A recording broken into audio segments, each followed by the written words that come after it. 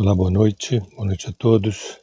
Sejam muito bem-vindos a mais um encontro aqui na Terra de Rudá. Hoje o tema é uma arquitetura do amor. Vou falar sobre as relações de afeto, sobre a construção de uma relação de afeto. Temas como solidão, encontro, separação, reencontro, mas principalmente vou falar hoje sobre que tem uma arquitetura, que tem uma inteligência, que tem algo por detrás do nosso desejo de sermos felizes, numa relação de amor. Para quem não me conhece, meu nome é Sérgio Seixas, sou do Grupo Terra de Rudá, sou cofundador também do aplicativo 639 de relacionamentos. Esse aplicativo é feito através da sinastria astrológica. Bem, e sempre antes de começar o encontro, eu gosto de lembrar pessoas que me perguntam sobre o retiro da Terra de Rudá. O retiro de junho, as inscrições já se encerraram, mas tem pessoas que estão deixando o nome na lista de espera, que sempre tem uma desistência ou outra, mas teremos um retiro também em outubro, no feriado de outubro, e quem quiser também deixar o nome, mais na frente a gente dá maiores informações, deixar com a Rosa no WhatsApp DDD 21 98505 8500. E também, quem quer participar dos nossos trabalhos gratuitos via WhatsApp, de psicologia, filosofia, espiritualidade, meditação, também pedir para a Rosa no WhatsApp DDD 21 98505 8500. Bem, obrigado, mulher. Boa live para todos nós aqui.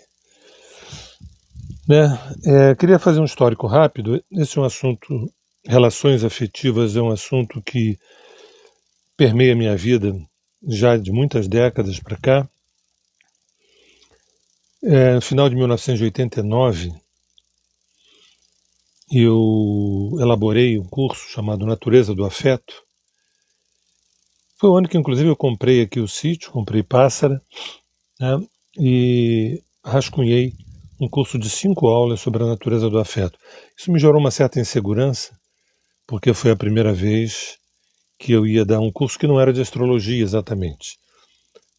Se não me engano, foi em janeiro de 1990, eram 5 aulas na natureza do afeto.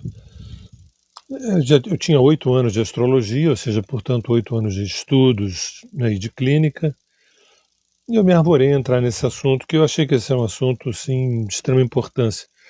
Não demorou muito tempo, Lígia entrou na minha vida, e logo em seguida a gente fez um ciclo chamado Amor Singelo, um ciclo que durou alguns anos, na década de 90, e era se não me engano, a terceira quarta-feira do mês, naquela época presencial, a gente se reunia, e inclusive no nosso canal do YouTube, Sérgio Seixas e Lígia Franklin, os vídeos mais antigos são ainda resquícios, das aulas que a gente deu ao vivo, na década de 90. É o ciclo Amor Singelo com vários temas assim. Mas o ponto central era relação de afeto, relação de amor, esses temas todos, paixão, desejo, rejeição, abandono, separação. Só que ali eu já estava bem acompanhado, já não estava mais fazendo o curso sozinho, estava fazendo com a Lígia. Vocês reparem que essas nossas falas, elas são também falas um tanto alquímicas e um tanto mágicas, que elas não são tão somente para entender racionalmente como é que funciona um vínculo, e sim, eu diria subrepticiamente, também tem como imantar um encontro, um grande encontro, um pleno encontro, um lindo encontro. Entendeu? Não pensem vocês que o objetivo desse nosso encontro aqui é eu estar trazendo teorias sobre as relações, nossa, que interessante, não. Se vocês souberem perceber o que está sendo dito, o que será dito, tem a ver com a arte da imantação, a arte da atração. Não apenas movido pelo desejo, eu quero encontrar alguém, eu quero encontrar alguém, eu quero encontrar... Não, isso não é suficiente. Vocês vão ver que tem todo um passo a passo nesse caldeirão alquímico chamado consciência. E aí nós fizemos esse ciclo Amor Singelo, e uma das pessoas que foi assistir, uma querida amiga nossa, Alessandra Gaspar, e ela, anos depois, ou seja, em 2020, ela viria nos convidar, a mim, a Lígia e a mais o Edson Drago, para a gente fazermos um aplicativo de relacionamentos. Ela ficou muito encantada com o trabalho do Amor Singelo, e aí a gente começou a trazer a astrologia para fazer os algoritmos sinástricos, né, para facilitar os encontros e tudo mais. E aí surgiu também uma versão atualizada do Amor Singelo, que seria a pedagogia dos afetos, que vocês podem ter em larga medida, por enquanto, né, no Instagram do 639. Quem digitar no Instagram 639 vai ver que tem uma série de vídeos, meu, da Lígia, do Edson, falando sobre a pedagogia dos afetos. Isso tudo se tornará em breve um portal também, enfim, de maior acesso para as pessoas.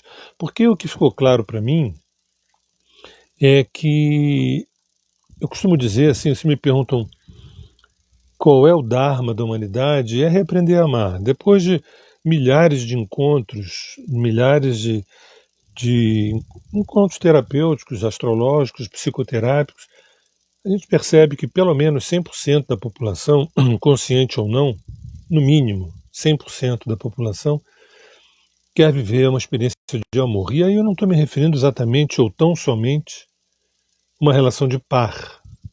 Né? O objetivo único da gente estar aqui nessa encarnação é a gente amar. Tá? E tem um momento da minha fala, tem um vídeo lá no nosso canal do Sérgio Seixas e Lígia Franklin no YouTube que diz assim: quem ama já se sente amado. Né?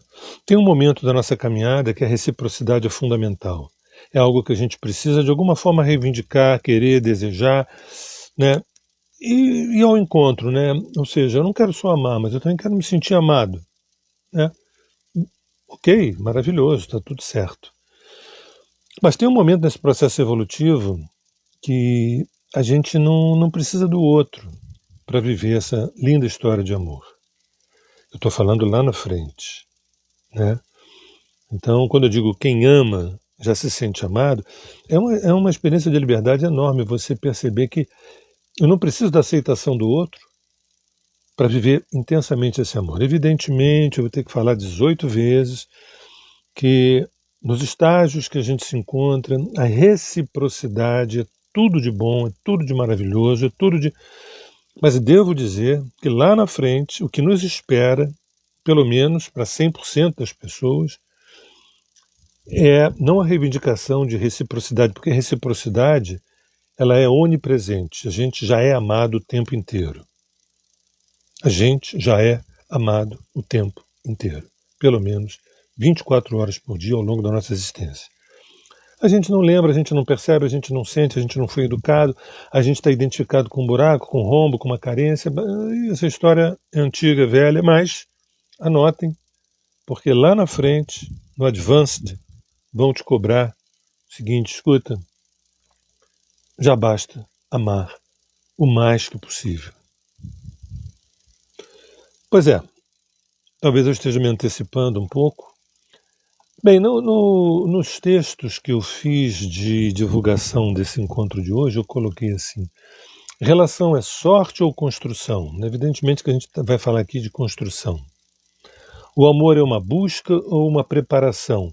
É importante lembrar que o tema do amor requer uma expertise, uma competência, uma inteligência emocional, ou seja, uma preparação. Aí eu escrevo nesse texto: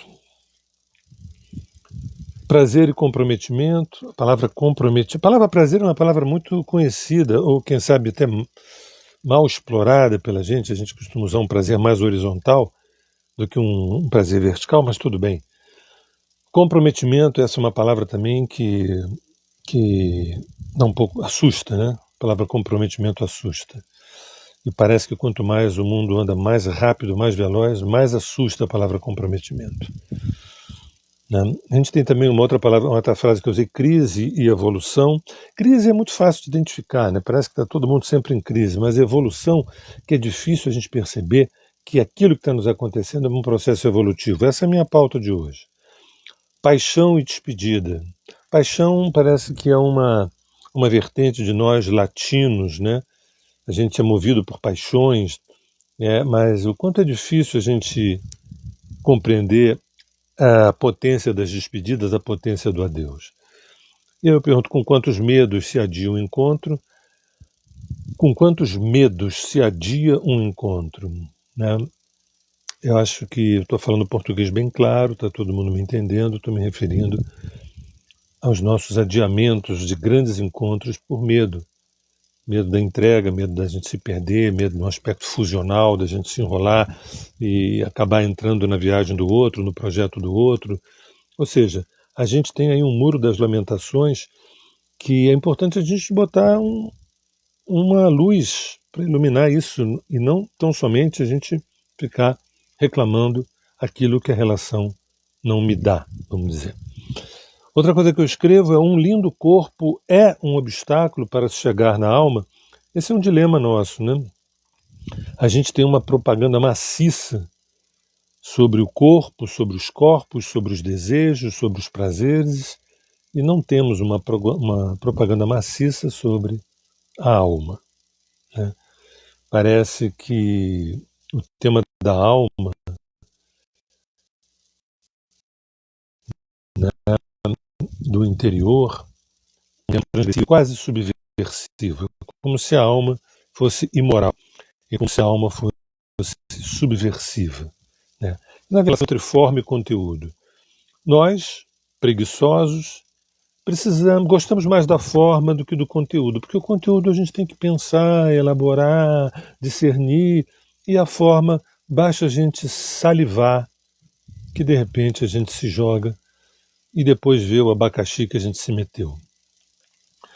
Outro parágrafo que eu escrevi na divulgação do nosso encontro foi: existe uma oficina dos desejos, um ateliê dos encontros. Tá? Existe. Estou perguntando se existe, eu respondo que sim, evidente. Uma oficina dos desejos. Eu acho que o desejo é tudo de bom. Tá? O ser que deseja é um ser vivo. É possível que aqueles que estejam nas tumbas, é possível que eles não desejem mais. Mas nós que estamos aqui, ainda estamos aqui, é bom que a gente perceba que existe uma oficina dos desejos, um ateliê dos encontros. A gente pensa que relação é um golpe de sorte, e é uma coisa empírica, e é dedo podre, é só um golpe de sorte. Bem, sim, existe um ateliê dos encontros, uma oficina dos desejos, existem e obedecem aos passos de uma coreografia da psique, ou seja, uma dança do inconsciente em demandar inteireza. Essa frase já diz tudo. Se terminasse aqui o nosso encontro nesse momento, eu ficaria com essa frase. A coreografia da psique, a coreografia da alma, a dança da alma na direção de uma dança do inconsciente em demandar inteireza. Então, o inconsciente ele demanda inteireza, ele pede, ele reclama, ele clama, ele exige que a gente vá na direção da inteireza. Então, o que o ego pensa a esse respeito não vem ao caso agora, e sim o que a psique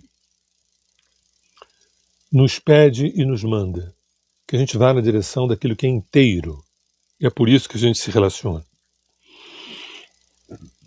Quando nos tornamos conscientes, os encontros primaveram. Né? E aí vem o tema, né? A construção de uma relação de afeto, uma arquitetura do amor. A palavra construção, relação de afeto. E a palavra arquitetura do amor.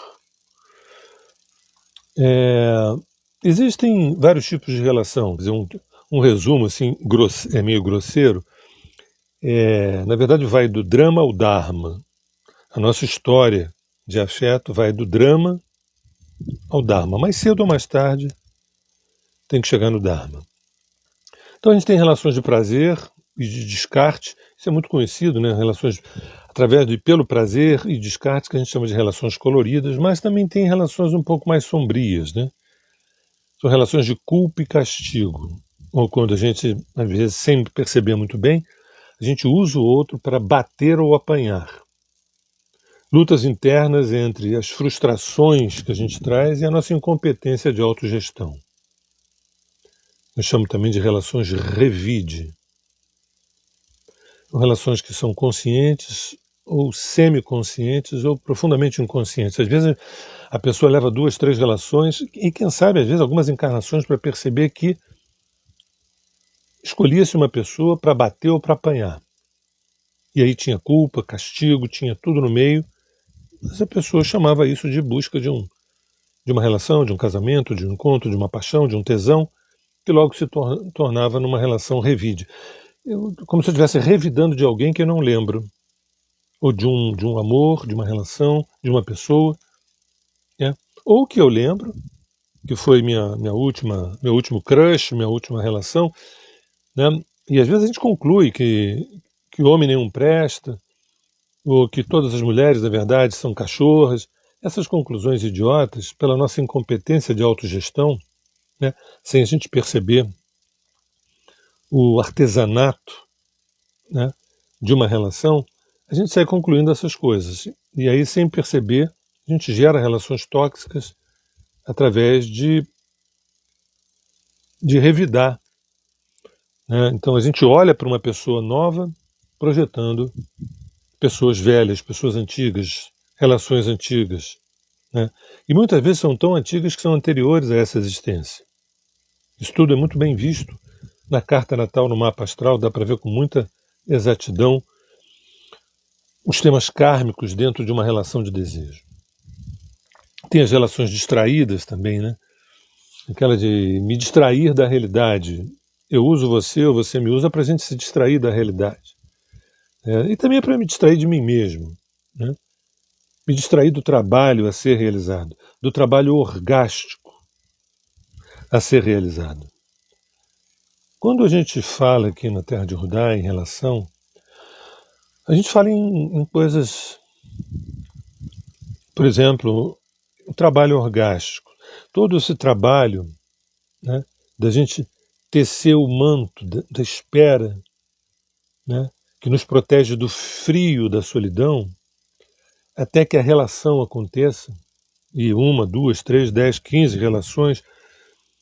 Num dado momento da minha fala, eu vou sinalizar uma coisa interessante, que 10, 12, 15 relações, na verdade, é uma só. É uma relação só que a gente vai mudando os nomes. É o Pedro, João, Maria, Renata, Bárbara, Euclides. E se a gente pudesse traçar uma linha do tempo, a gente veria que a gente está trabalhando alguns temas que vão sendo... Né? Às vezes é demasiado difícil a gente viver tudo isso com uma pessoa só. Ainda mais pessoas que têm muito elemento ar no mapa. Gente, quero mudar de canal. Aí você muda de canal botando no mesmo. Né? Você sai do canal 6 para meia dúzia, é outra pessoa, é outro CPF, é outro endereço, mas os temas voltam. Até que a gente consiga integrá-los na psique, e aí você se torna um ser humano melhor, cada dia um pouco mais, e esses assuntos não retornam. Virão outros assuntos para a gente elaborar. E aí vem a pergunta, as relações têm um propósito? Claro, sim, as relações possuem um propósito. Tornarmos-nos quem somos. Qual é o propósito de uma relação? Que João se torne João, que Maria se torne Maria. Despertarmos para o ser que é em nós. No 639, a gente toca num assunto que eu acho muito importantíssimo, que é o seguinte: eu, que na verdade é quase como se fosse uma lei do tal, ou, por outra, é uma lei do tal, que diz assim: o 1 procura o 2 retorna o 1 volta ao 2, o 2 vai ao 3, o 3 vai ao 1000 e o 1000 vai à unidade. Traduzindo, eu busco você e por um mecanismo projetivo, por um mecanismo de espelho, de projeção, eu acabo me vendo em você, mais cedo ou mais tarde. E aí você acaba, querendo você ou não, me devolvendo a mim mesmo. E aí eu, se sei trabalhar com aquilo que está sendo devolvido para mim, eu me aperfeiçoo, eu me trabalho, eu me elaboro, eu cresço, e eu retorno a você num outro patamar, num outro nível de relação, de consciência, de entrega. E aí, esse par vai na direção do 3, que muitas vezes pode ser um filho, uma filha, mas muitas vezes pode ser a jornada, o 3 pode ser simplesmente o caminho dos dois, a jornada dos dois, a jornada evolutiva dos 2, ou dos 3, ou dos 4, quantos estejam numa relação. Mas esse 3, que é o fruto do par, vamos dizer assim, ele não precisa ser nessa. Pode ser um filho, uma filha, construção de uma família, tudo de bom, mas não precisa ser também. Pode ser a construção de passos compartilhados, sempre num processo evolutivo. Aí esse 3, ele vai na direção do 1000. O 1000 é o grupo, o entorno social. Então eu quero dizer que a relação ela tem uma função de ajudar na minha singularidade, nutrir a minha singularidade, eu aprender a lidar com as diferenças do outro, com a relação com a outra pessoa tão diferente de mim, a partir daí gerar um terceiro campo de ação, que pode ser um filho, uma filha, família, pode ser simplesmente a nossa jornada espiritualmente relevante, e a partir daí o quanto essa relação está a serviço de um social também. E aí, para não ir muito longe, vamos dividir esse social em duas etapas. Uma etapa é de quando essa relação se presta a ajudar aquilo que a gente olha para fora e vê que não está tão bem, não está tão encaixado segundo os nossos parâmetros, segundo as nossas visões, e eu preciso compartilhar aquilo que nós estamos nos tornando, né? Isso é belíssimo. Então tem o nível social, né? E tem o nível social, que é um nível mais espiritual, do quanto essa relação ela tem também uma função espiritual no entorno. Um casal, ou um trisal, ou não importa o nome que se dê, ou quantas pessoas estejam, quando o que está em jogo é um amor consciente, isso é uma revolução à volta. Então, uma pessoa que está em estado de amor, que vai numa padaria comprar uma bisnaga, deixa um rastro de revolução por onde anda. Um casal que vive um amor consciente, repara que eu estou usando a palavra consciente, porque a palavra amor ela é tão usada de 1000 formas, até na hora do fiz amor, transamos, fiz amor, foi muito rapidinho, foi ali no carro, fiz amor. Na minha boca o amor agora assume uma dimensão de consciência plena, de mais consciência. Então, um casal ou uma relação onde o amor consciente seja o tema, é uma escola ambulante. Porque sim, então é verdade que o que todo ser humano veio aqui fazer nesta encarnação, quer saiba ele ou não, é se tornar amor. Quando uma relação vibra o amor consciente e que a gente está numa relação social, nós temos mudanças ali. Nós temos transformações. E aí tem a etapa do 1 da unidade, né, quando esse 1000 se torna 1, se torna unidade, que é a experiência de uma relação mais silenciosa, mais profunda, espiritualmente mais relevante, num outro patamar. Queria trazer alguns aspectos aqui, convidar a astrologia para entrar um pouco na minha fala. Por exemplo, eu queria discernir 5 palavras: desejo, necessidade, vontade, dharma e metabolismo psíquico. O desejo, eu posso encontrar informações em Vênus e Marte, por exemplo, na carta natal. A necessidade eu encontro muito em Mercúrio e Saturno, no mapa astral da pessoa. A vontade eu encontro no Sol e no Urano. O Dharma no Júpiter e no Netuno. E o metabolismo psíquico, que é aquele que faz aquela costura, né, que faz a assimilação das relações e a excreção, a assimilação e a eliminação, é o eixo Lua-Plutão. Esse metabolismo psíquico é a Lua-Plutão. E quando eu chamo assim, de uma maneira quase jocosa, de excreção, associando a Plutão, que tem a ver com a função do Plutão nas relações, é algo quase incompreensível. Algo quase incompreensível. A função do Plutão, a função psíquica do Plutão numa relação é a devolução ao vazio pleno. É a experiência de retornar ao vazio pleno. É um processo de finalização. Né? Um pouco mais na frente eu vou explicar um pouco melhor, mas não vou me deter muito nisso. Então, por que eu estou falando? O desejo a um nível, né, delicioso, maravilhoso, que eu falo de Vênus e Marte, mas nós temos também algo que é necessário, que às vezes a gente não tem desejo de fazer uma série de coisas numa relação, mas é necessário que a gente faça coisas numa relação. Entendeu? Até para mantê-la, para preservar. Às vezes são acordos, são contratos, são negociações, às vezes a gente abre mão de determinadas coisas. O que a gente não pode fazer nunca é abrir mão da nossa alma. Tá? Isso é inegociável, a alma é inegociável. Mas agora tem vários detalhes periféricos que a gente pode contornar na boa. Então a palavra necessidade, Mercúrio e Saturno, que fala de limites, de compreensões, é muito importante. Agora a vontade,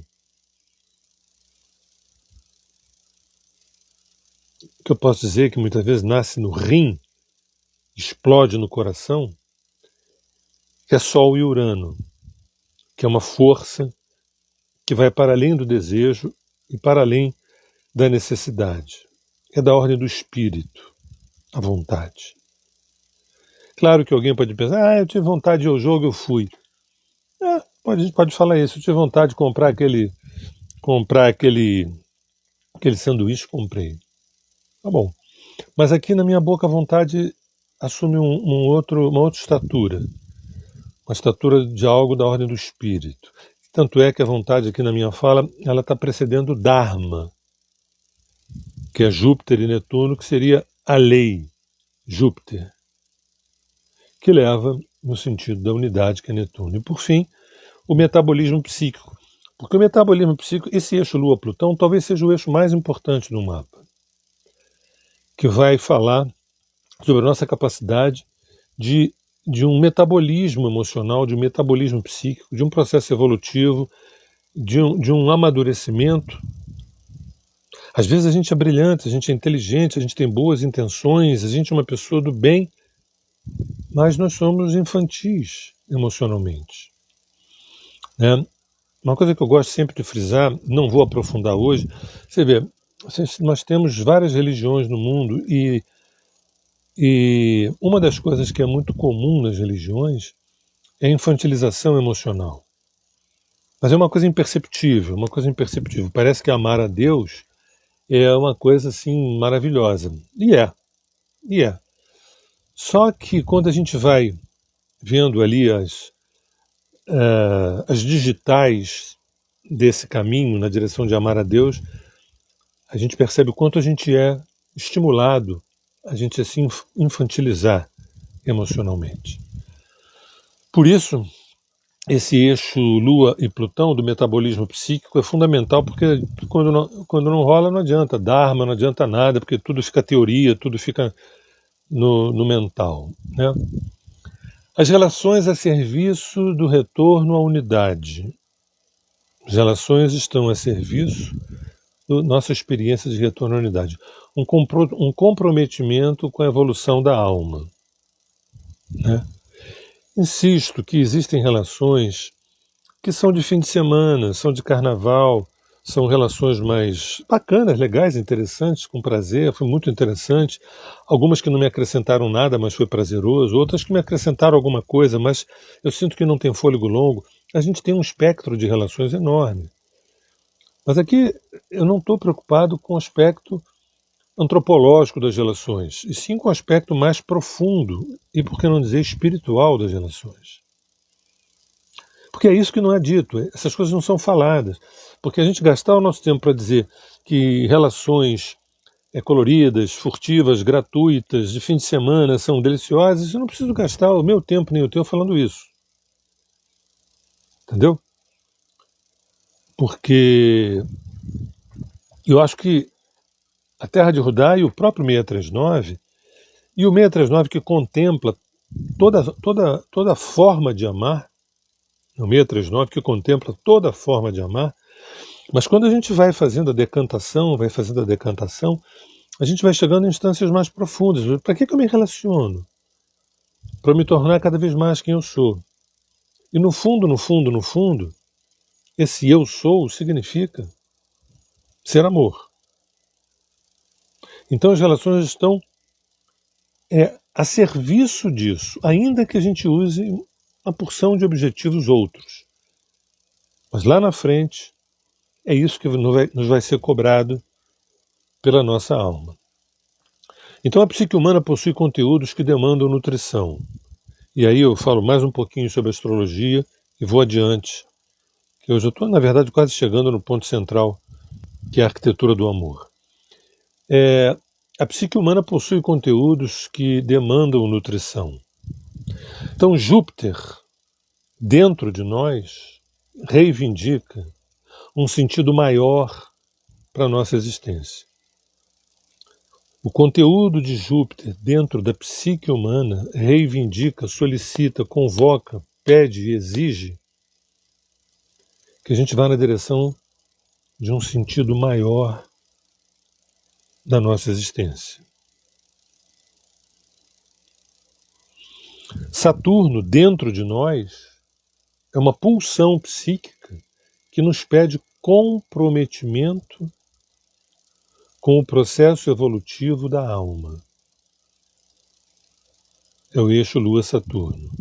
Sérgio, peraí, faz devagar, deixa eu anotar isso. Eu nunca ouvi dessa forma. Eu faço curso de astrologia há anos. Nunca ninguém falou dessa maneira. Primeiro que Júpiter está dentro de mim, Saturno está dentro de mim. Eu entendo que você já falou isso na arqueoastrologia, mas agora você está falando coisas que você não tinha dito antes.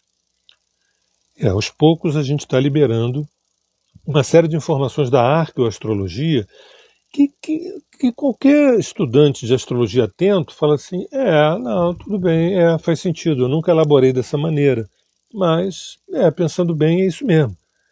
Porque eu não vou perder meu tempo falando que Saturno é abandono, medo, rejeição, distância, e luto e dor. Qual é a essência luminosa de Saturno? A exigência do nosso comprometimento com o processo evolutivo da alma, que é o eixo Lua-Saturno. Isso nas relações humanas. Urano, por exemplo, dentro de nós nos pede consciência. Consciência de quem somos. Consciência de onde viemos e para onde devemos ir nesta vida. Ou seja, para a experiência de unidade.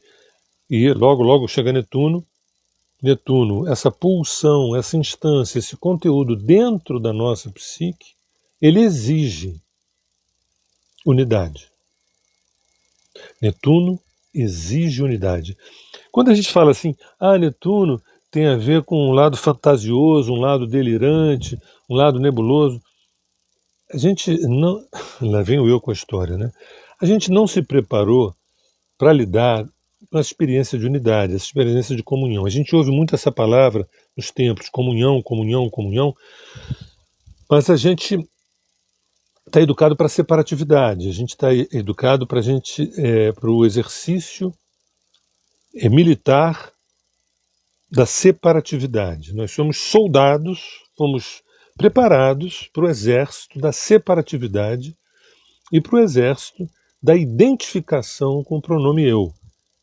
A miséria humana é fundamentada na minha identificação com o pronome eu e com a minha bandeirinha, a minha baioneta, no sentido de avante a separatividade. E Netuno dentro da gente nos pede tão somente unidade.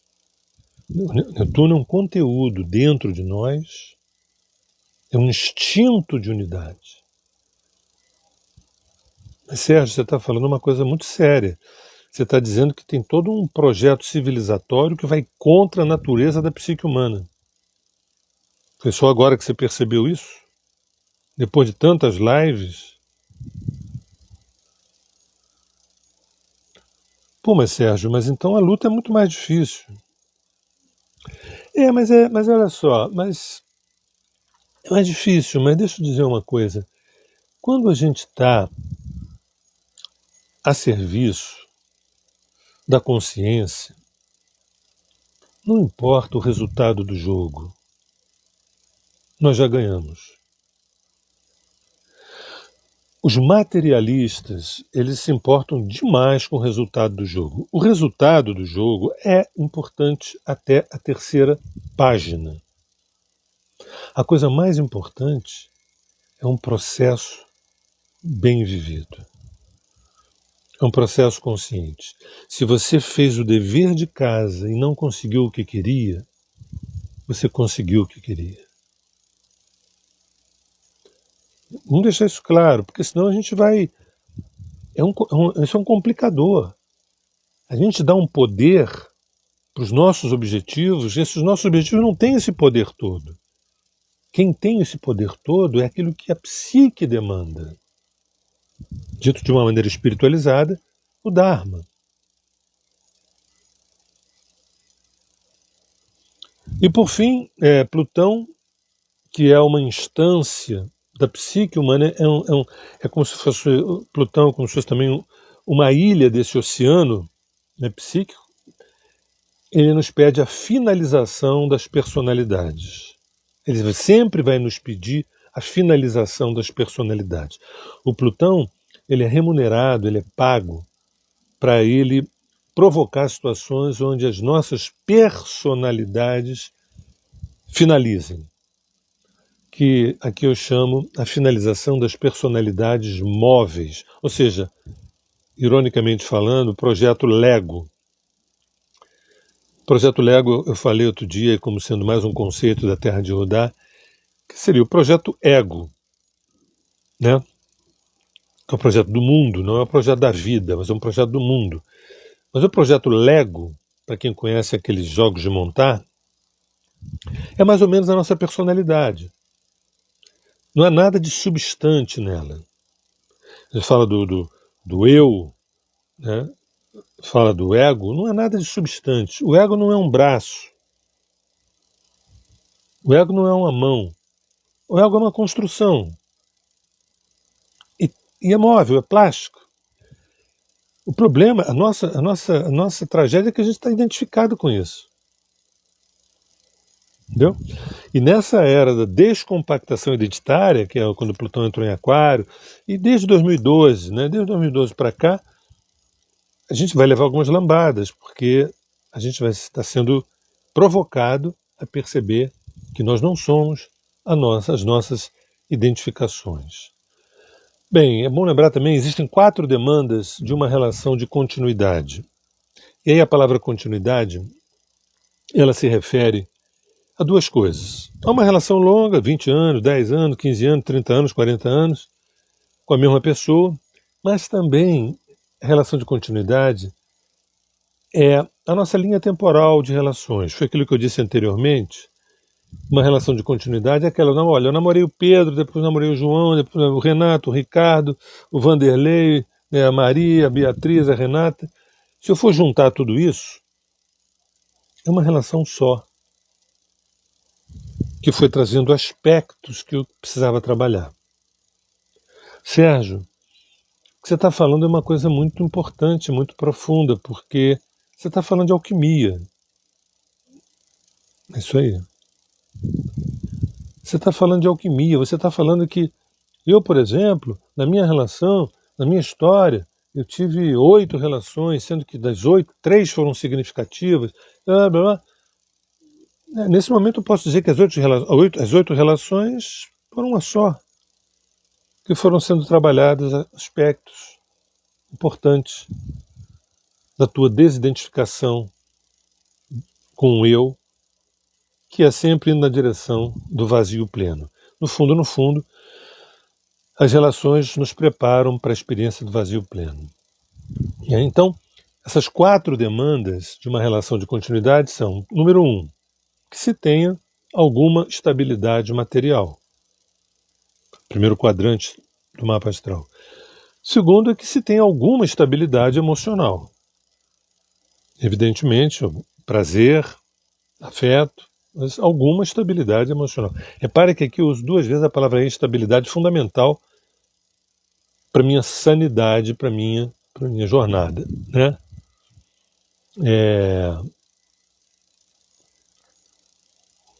Primeiro, estabilidade material, segundo, estabilidade emocional, que é o segundo quadrante. O terceiro quadrante, né, da carta natal são os desafios de propósitos.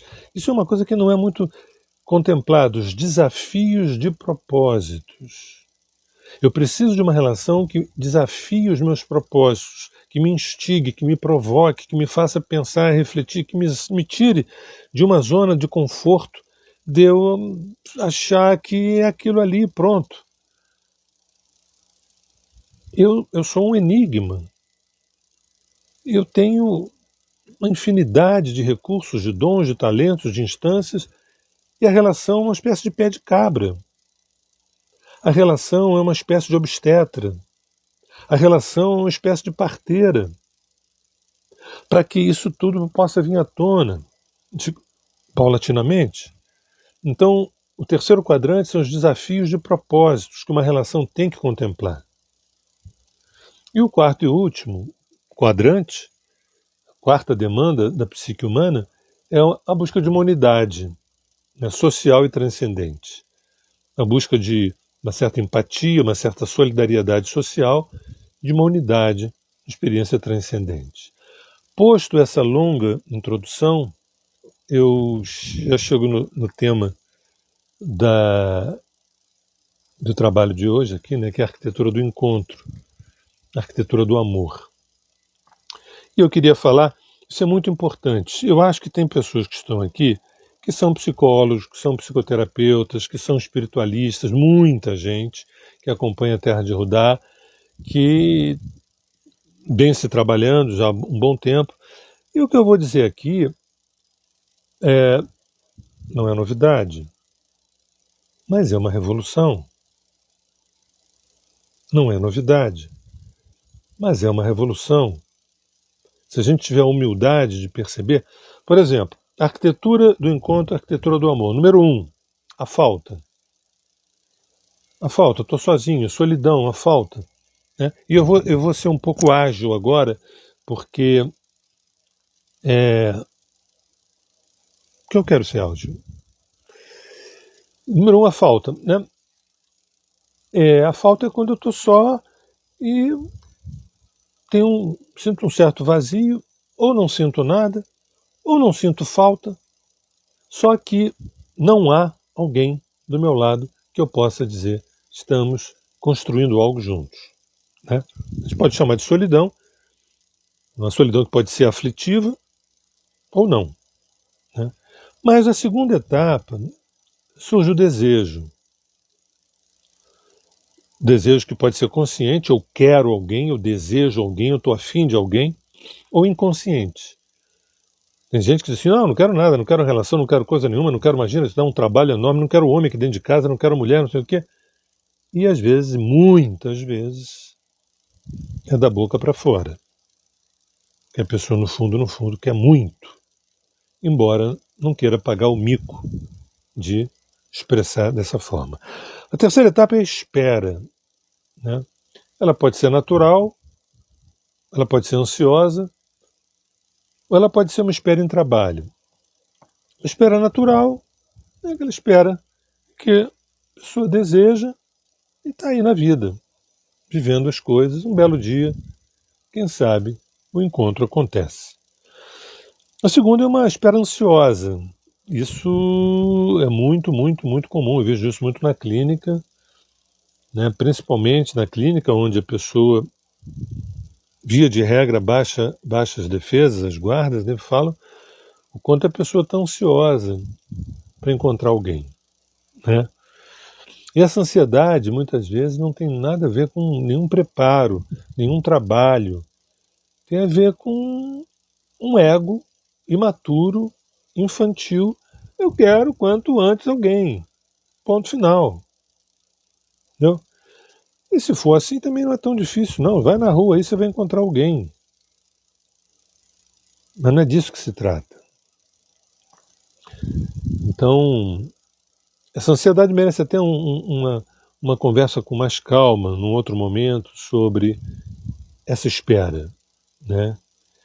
A terceira espera é a espera em trabalho, é uma espera psico-espiritualmente potente, onde isso gera uma imantação, uma atração do encontro. E qual é o ponto central dessa espera em trabalho? Eu estou me trabalhando, eu estou me autoconhecendo, eu estou me buscando, eu estou cada vez me relacionando melhor com a minha luz e com a minha sombra, com as minhas dificuldades, eu estou me reconhecendo cada vez mais, independente de eu estar sozinho ou estar com alguém. E eu queria que vocês entendessem que nesses ritos de magia, a coisa que é mais atraente para a alma da outra pessoa é o quanto você está à vontade contigo. No império da matéria, na dinastia da matéria, a gente tem que estar na academia com o corpo sarado, senão a gente não vai ser incluso, a gente não vai ser aceito. Mas quando a gente está na academia da alma, que é o autoconhecimento, e onde a gente vai ficando sarado do ponto de vista da nossa alma, do nosso subjetivo, da nossa interioridade, e que, independente do nosso corpo, da nossa beleza ou feiura, mas a nossa alma está linda porque você está nutrindo, você está observando, as pessoas sentem uma diferença. Quem é aquela pessoa que parece estar tão bem com ela? Pesada, não faz o meu gênero. Ou ela é muito alta, ou muito baixa, ou é careca, ou é cabeluda, ou é isso e aquilo. Mas gozado. Eu me sinto atraído por aquela pessoa. Sérgio, você está dando uma dica para a gente agora? Sabe aquela coisa? Trago o amor em 3 dias, então anote aí a receita, né? Você compre isso, compre aquilo, vai ali na encruzilhada. Eu estaria, de alguma forma, fazendo isso quando eu digo assim, vai ao teu encontro e observe que você está sendo desejada ou desejado. Vai ao teu encontro não é nenhuma fala egóica, não. Estou falando, conheça-te a ti mesmo, mais e mais e mais e mais e mais, e sempre mais. E quem sabe nas próximas encarnações e muito mais do que isso. Porque, se é verdade que você quer ter um encontro de fato com Deus, vai ao teu encontro. Se é de fato que você está querendo ter um encontro enorme com a tua alma gêmea, vai ao teu encontro. Conheça-te a ti mesmo. Não tem 2 caminhos.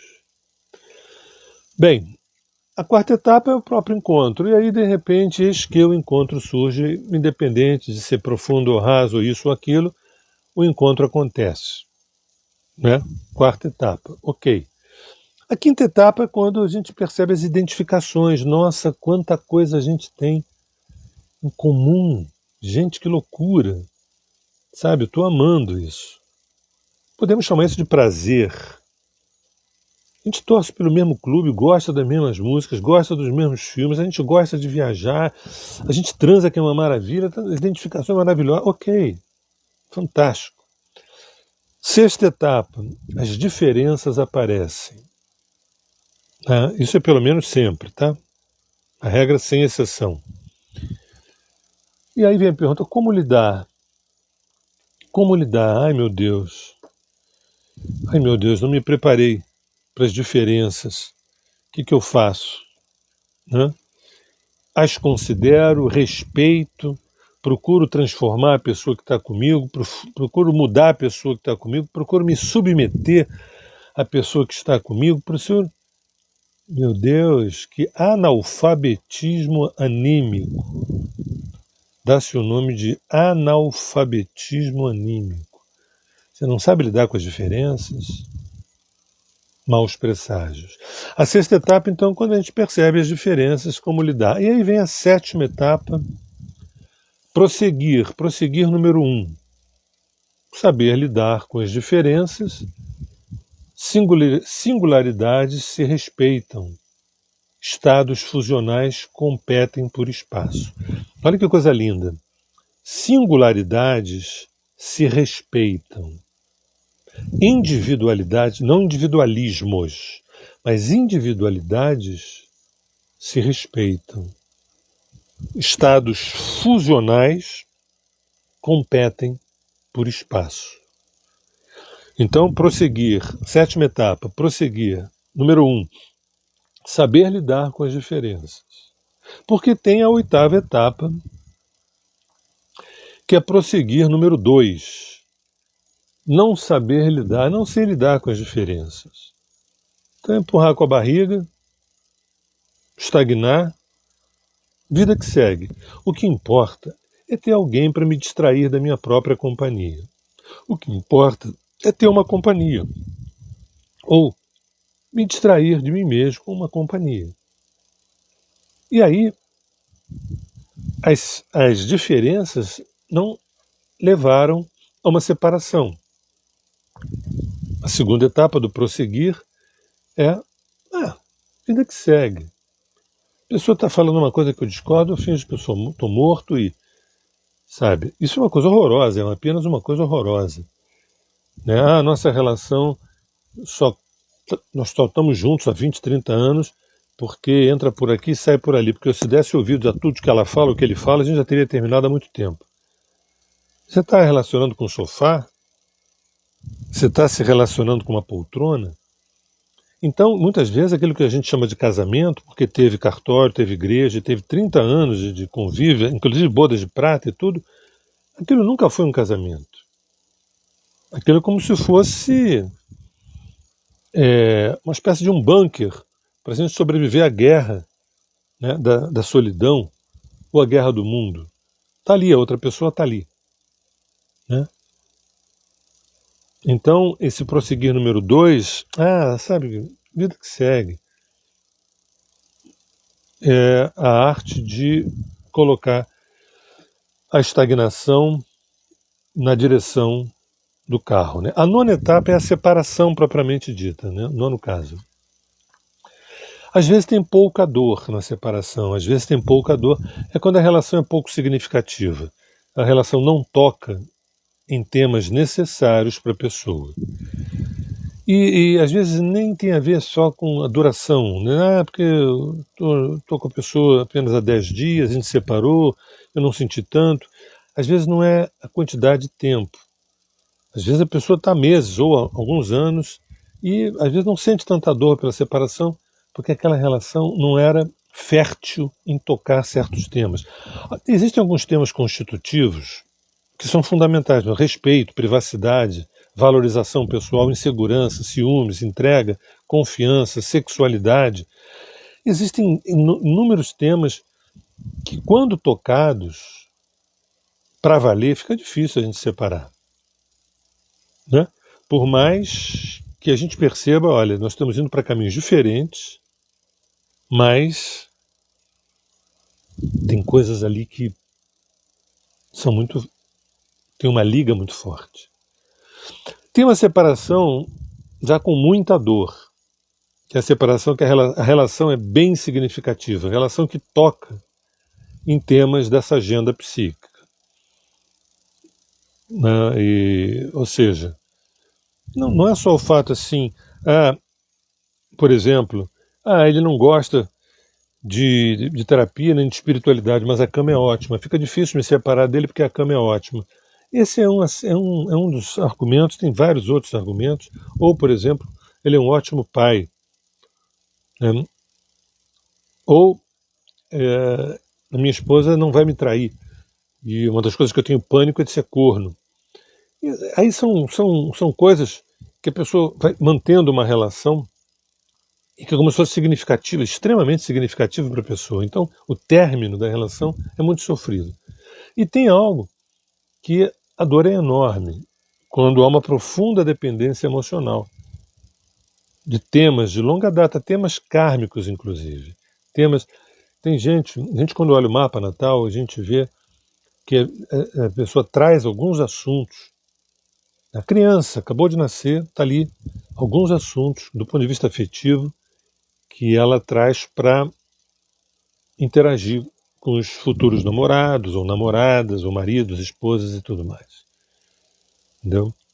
Carta natal eu ousaria dizer que a carta natal é o mapa da mina. É o mapa da mina. Por isso é tão desqualificado. Porque é muito perigoso. O mapa natal é muito perigoso. Muito perigoso. O mapa natal, o mapa astrológico, pode nos levar a uma grande revolução na nossa vida e na vida de terceiros. Na verdade, a função do mapa natal é devolver você a você. Essa é a revolução. Nós estamos uberizados. Nós estamos terceirizados. Nós temos uma procuração. O mapa astral faz com que haja um encaixe entre intenção e gesto.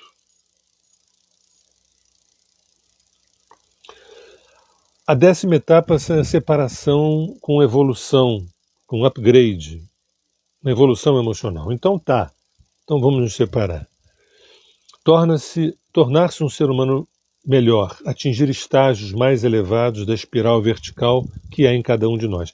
Então, a relação foi legal, foi bacana, teve um início, teve um meio, teve um fim, e eu saio dessa relação maior do que eu entrei, e sou muito grato, e não gostaria de voltar, mas sou eternamente grato, porque essa relação preparou uma outra relação que é um outro nível de entrega, de busca. A gente está falando de um vinho numa adega. A gente está falando da arte da degustação da própria alma. A gente está falando de alquimia. A gente está falando de para que serve a relação, todos os meandros, todo o artesanato, todo o ateliê de uma relação. Que não é tão somente descartar ou entubar. A 11ª etapa é a separação sem evolução, sem upgrade emocional. Ou seja, a gente bateu ali, a coisa não andava, a gente acabou se separando. Estagnação, feridas emocionais cristalizadas, feridas emocionais reincidentes, reatividades, jogos de poder. A gente acabou se separando e, via de regra, a pessoa vai atrair uma outra pessoa parecida, uma outra relação parecida, até que se dê um verdadeiro amadurecimento, um verdadeiro upgrade, uma verdadeira mudança de patamar de 8ª. A 12ª etapa são os novos encontros. Novos encontros dentro de uma relação, ou dentro da mesma relação, recasamentos, renamoros, reapaixonamentos dentro da mesma relação, porque os olhares mudaram, os trabalhos mudaram, o amadurecimento mudou, a cabeça mudou, a consciência mudou, né? Ou fora da relação. Acabou a relação, aí vem novos encontros. Uma busca que pode ser uma busca inconsciente, uma busca consciente, mas sempre, no fundo, de evolução psicoespiritual. A 13ª etapa é lá pelas tantas, depois de tantos ires e vires, lembrando que isso tudo pode se dar dentro de uma única relação ou de várias relações. Eu gosto de falar, e vou repetir, que sob determinada ótica, todas as várias relações são uma só, que vão assumindo através de pessoas diferentes, aspectos diferentes dos temas que a gente veio trabalhar. A 13ª etapa é o maior comprometimento. O maior comprometimento. Ou seja, uma construção material, uma construção emocional, uma construção intelectual e espiritual. Isso é o que, no fundo, a nossa psique demanda. Que haja essa arquitetura, que haja a construção dessa catedral, que eu me sinta fortalecido nessa relação do ponto de vista concreto, objetivo, racional e material, objetivo subjetivo, no aspecto subjetivo, sensível, profundo, emocional, nos desafios intelectuais, de eu abrir minha cabeça, minha mente, e da espiritualidade. No fundo, tudo deságua no processo evolutivo espiritual. A 14ª etapa são as separações, são os descamamentos, né, os peelings, né, os descamamentos, quer dizer, novas peles da relação necessitam serem descamadas na busca de uma nudez ontológica. Na verdade, as relações são para que a gente vá tirando peles e mais peles e mais peles até a nossa nudez essencial, até a nossa nudez ontológica. Por isso é tão dolorido. Um peeling, um descamamento, é muito dolorido. Mas sempre vem uma pele nova, uma pele nova, uma pele nova, até que não tem mais pele. É de ser para ser. Então, novas peles da relação necessitam serem descamadas na busca de uma nudez ontológica. Separações reais ou separações simbólicas, elas ocorrem. É necessário que a pessoa se torne um indivíduo, um ser humano cada vez menos dividido. Essa é a relação nos demandando. 15ª etapa, estamos terminando. Novos encontros dentro da própria relação ou em outra relação ou em outras relações, em busca de mais consciência nos descamamentos psicoespirituais.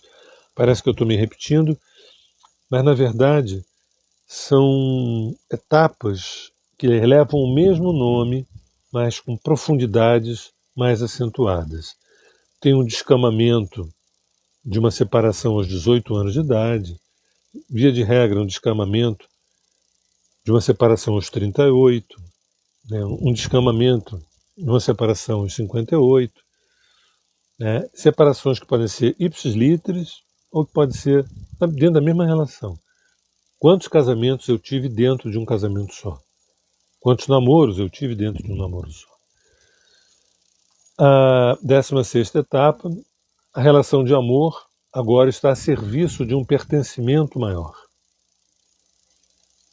Tem um momento, eu falo isso muito na astrologia dármica, que no fundo, eu não me pertenço. Lá no fundo você não se pertence, você pertence à causa, eu pertenço à causa, ou por outra ao caminho. Que é um momento que a relação não pertence mais nem ao João nem a Maria. Nem o João, nem ao João, nem a Maria, nem a Maria. Tem um momento que a relação ela pertence a servir a algo maior. A gente não aprendeu isso em casa, não aprendeu isso em lugar nenhum. E outra coisa, tem até certas espiritualidades que dizem que as relações atrapalham o processo evolutivo. Tem gente até que diz que a espiritualidade é para ser exercida com um certo eremita, com uma certa solidão. Lembrando que a solidão é tudo de bom, a solitude é tudo de bom, né? A solitude compartilhada é tudo de bom. A relação a dois, onde as singularidades, os indivíduos são preservados, o par é nutrido e a relação desse par com o entorno é pleno, é tudo de bom. Por nós não termos essa expertise, essa educação, essa pedagogia dos afetos, a gente fica no tate-bitate. E aí, via de regra, a gente fecha o nosso bunker. Eu, você, nossos filhos e amigos. Eu, você, nossos filhos, nossa família e os amigos. Os outros, quem sabe, são os nossos inimigos. E aí desanda. Isso não é o Dharma da relação. E 17º, eu vou parar por aqui, 17º estágio é relação pessoal, relação interpessoal, relação social, relação transcendente e nutrida. A minha pessoa, a minha relação, a minha história com o social e a transcendência estão abastecidas por mim e por nós dois, por nós três. Quando o indivíduo, quando a relação, quando o entorno e o todo estão alinhados com a evolução da alma individual e da alma do mundo. Da alma individual e da alma do mundo. Bem, gente, agora eu queria me calar e ouvir se vocês têm alguma observação, alguma pergunta, né? E fazendo um adendo aqui antes, nós estamos caminhando para os finalmente do nosso encontro. Amanhã, segunda-feira, vai ter uma meditação no Instagram da Terra de Rudá, uma meditação importante, como sempre. Lígia e Rosa vão conduzir amanhã às 18 horas, no Instagram da Terra de Rudá. E ao longo dos outros dias a meditação é normal, às 18 horas ou em qualquer outro horário, mas aí sem ser Instagram, é cada um na sua casa, cada um do seu jeito, do seu modo. Bem, nós temos aqui alguns minutinhos. Alguém tem alguma consideração a fazer, alguma observação, alguma pergunta, alguma crítica, alguma coisa?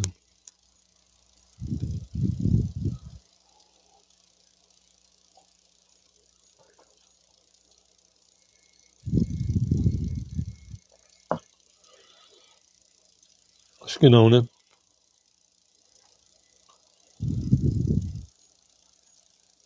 Silêncio sepulcral.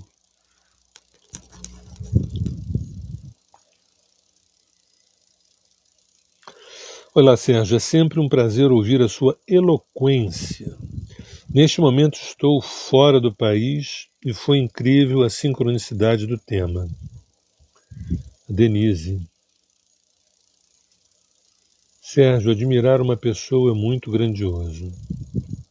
Valéria Marques. Obrigado, gente. Obrigado. Gratidão pelas profundas palavras. Sol na 10. Maravilhosa live, ainda digerindo, fichas caindo. Encontra-te a ti mesmo, é lindo. Muito obrigado.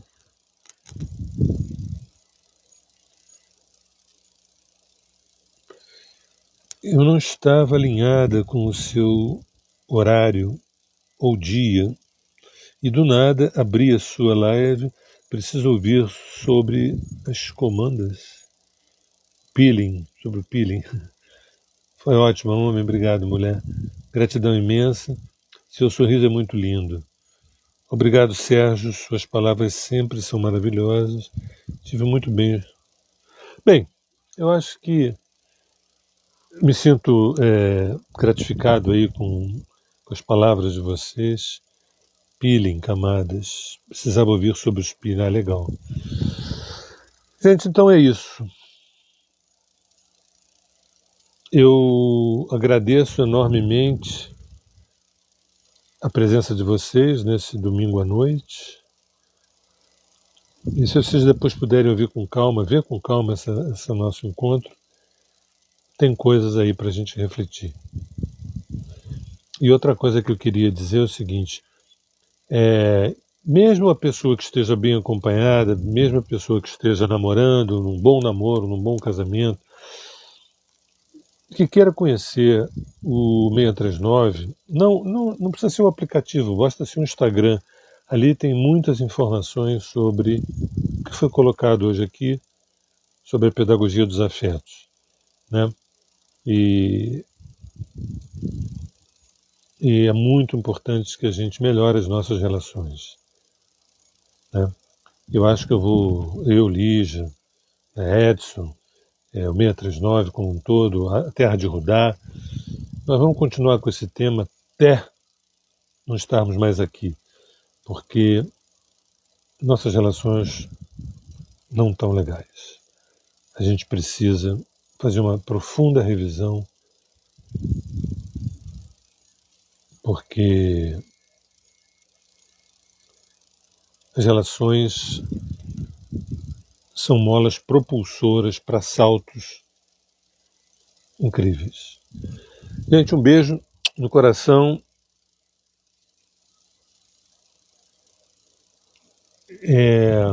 Agradeço a todos e até breve, como diria, até agora.